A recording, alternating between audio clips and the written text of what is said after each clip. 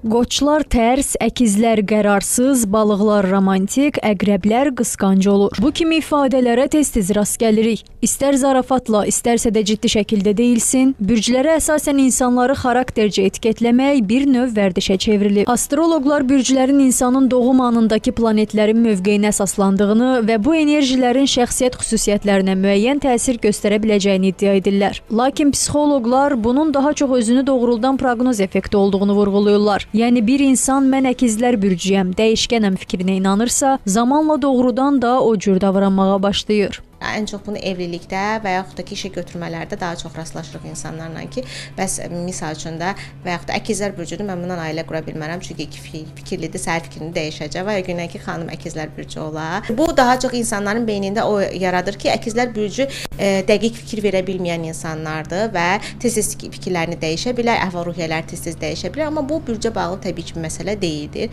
Bizim yaşadığımız hadisələrə görə də bağlı olacaq bir məsələdir. Amma bir şey var, insanlar əgər buna inanarsa, özünü o cür formalaşdırmağa da çalışacaqlar və bu zaman insanda özgüvənsizlik, inamsızlıq yaranacaq. Psixoloqun sözlərinə görə bürc əsasında insanı tanımağa çalışmaq münasibətlərdə də anlaşılmazlıqlara səbəb olur. Məsələn, kiminsə əqrəb bürcüdür, deməli kinlidir, şir bürcüdür, deməli özünü bəyənmişdi sözünü deyib, qarşı tərəfi tanımadan məsafə saxlaması, insanlara qarşı öncədən qərar vermək deməkdir. Bu da sosial əlaqələri daraldır və empatiyanı azaldır. Təbii ki, astrologiya dəqiq bir elm olmadığı üçün biz onu elmi əsaslara təbii ki, əsaslanacağıq. İnsanların ümumiyyətlə şəxsiyyət kimi formalaşmasında, xarakter və xüsusiyyətlərinin formalaşmasında rolu olan müəyyən bir proseslər var. Məsələn, genetikanın rolu var, yaşadığı ailənin rolu var, keçirdiyi travmalar var, sosial mühiti var, yaşadığı hadisələr var. Bunlar hamısı insanın formalaşması və şəxsiyyət kimi formalaşmasına təsir göstərir. Yəni biz bir insanın bürcünə görə etiket qoymaqla, amma biz o insanın təbii ki, həyatında yaşadığı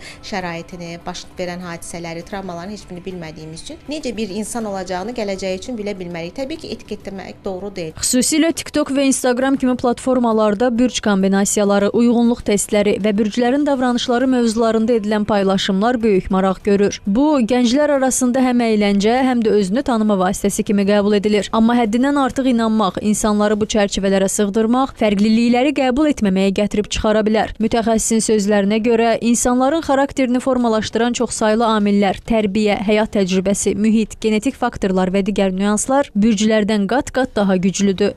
Ayşən Sərdar qızı, Aydın Bayramov, Xəbər ertəsi.